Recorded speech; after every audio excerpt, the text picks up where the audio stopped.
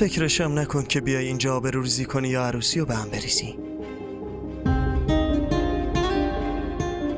از امروز تا پاتختی همه چی رو ردیف کردم. مطمئن باش اگه عمودی بیای اینجا افقی برمیگردی.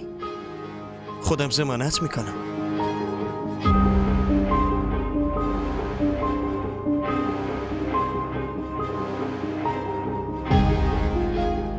چی شد؟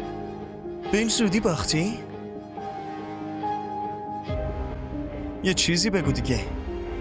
جالب شد.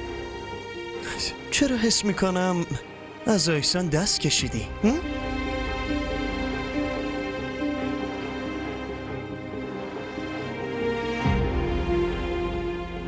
فقط بعد مرگ از آیسان دست میکشم. به این زودی هم قصد مردن ندارم.